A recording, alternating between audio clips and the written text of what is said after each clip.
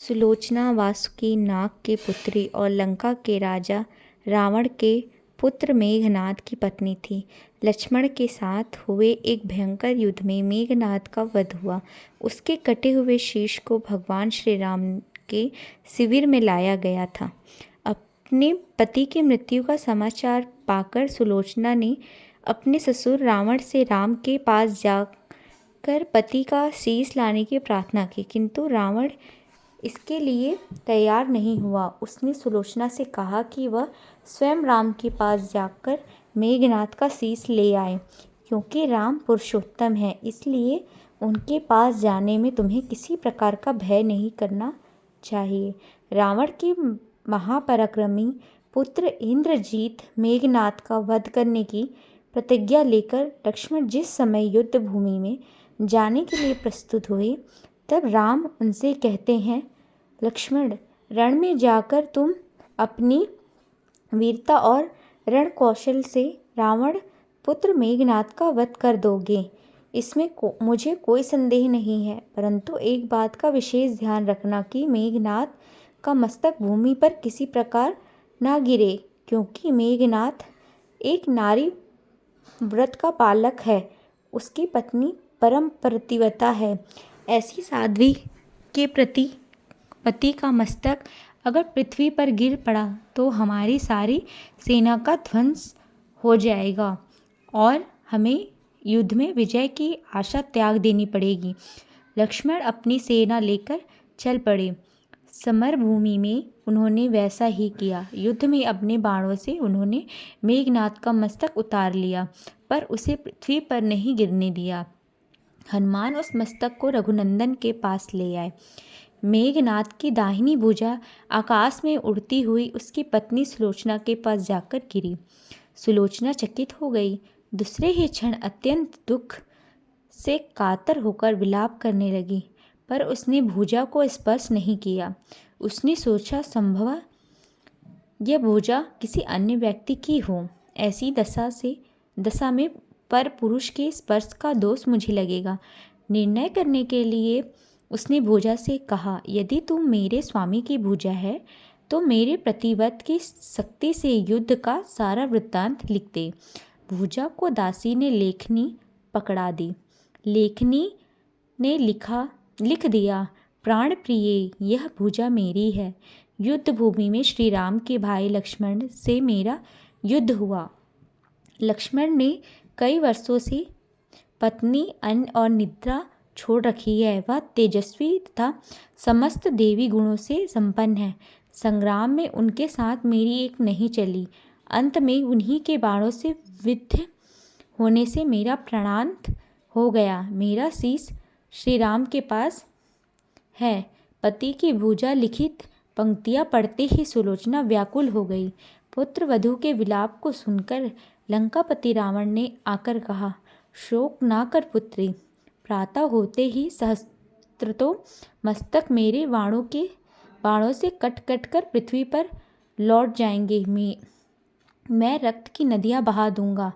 करुण चित्कार करती हुई सुलोचना बोली, पर इससे क्या लाभ होगा पिताश्री? सहस्त्रों नहीं, करोड़ों शीश भी मेरे स्वामी के शीश के अभाव की पूर्ति नहीं कर सकेंगे। सुलोचना ने निश्चय किया कि मुझे अब सती हो जाना चाहिए, किंतु पति का शव तो रामदल में पड़ा हुआ था। फिर वह कैसे सती होती?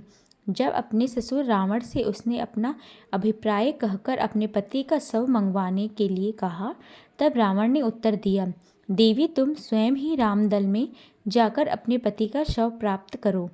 जिस समाज में बाल ब्रह्मचारी हनुमान, परम जितेंद्रिय लक्ष्मण तथा एक पत्नी व्रती भगवान श्री राम विद्वान है, उस समाज में तुम्हें जाने से डरना नहीं चाहिए।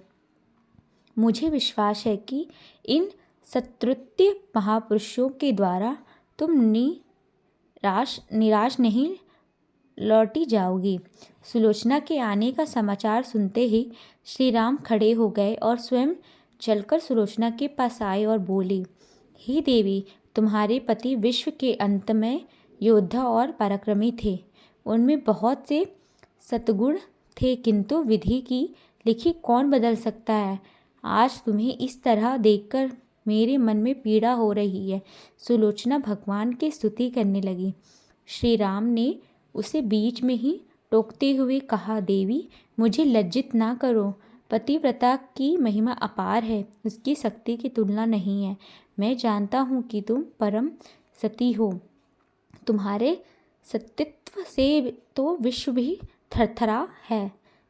अपने स्वयं यहाँ आने का कारण बताओ कि मैं तुम्हारी किस प्रकार सहायता कर सकता हूँ। सुलोचना ने अश्रुपूरित नयनों से प्रभु की ओर देखा और बोली, राघवेंद्र, मैं सती होने के लिए अपने पति का मस्तक लेने के लिए यहाँ पर आई हूँ। श्री राम ने शीघ्र ही ससम्मान मेघनाद का शीश मंगवाया और सुलोचना को दे दिया। पति का छिन्न शीश देखते ही सुलोचना का हृदय अत्यधिक द्रवित हो गया। उसकी आंखें बड़े जोरों से बरसने लगी। रोते रोते उसने पास खड़े लक्ष्मण की ओर देखा और कहा, सुमित्रा नंदन, तुम भूलकर भी गर्व मत करना कि मेघनाद का वध मैंने किया है। मेघनाद को धराशायी करने की शक्ति विश्व में किसी के पास नहीं थी। यह तो 2 पतिव्रता नारियों का भाग्य था। आपकी पत्नी भी पतिव्रता और मैं भी पति चरणों में अनुरक्ति रखने वाली उनकी अनन्य उपासिका हूँ। पर मेरे पति देव पतिव्रता नारी का अपहरण करने वाले पिता का अन्न खाते थे और उन्हीं के लिए युद्ध में उतरे थे। इसी से मेरे जीवन धन परलोक सिधारे। सभी योद्धा सुलोचना को राम शिविर में देखकर चकित थे। वह यह नहीं समझ पा रहे थे कि सुलोचना को यह कैसे पता चला कि उसके पति का शीश भगवान राम के पास है। जिज्ञासा शांत करने के लिए सुग्रीव ने पूछ ही लिया कि यह बात उन्होंने कैसे ज्ञात की कि मेघनाद का शीश श्री राम के शिविर में है। सुलोचना ने स्पष्ट से बता दिया, मेरे पति की भुजा युद्ध में भूमि से उठती हुई मेरे पास चली आई थी। उसी ने लिखकर मुझे बता दिया। व्यंग भरे शब्दों से सुग्रीव बोल उठे, निष्प्राण भुजा यदि लिख सकती है फिर तो यह कटा हुआ सिर भी हंस सकता है। श्री राम ने कहा, व्यर्थ बातें मत करो मित्र। पतिव्रता के महात्म्य को तुम नहीं जानते। यदि वह चाहे तो यह कटा हुआ सिर भी हंस सकता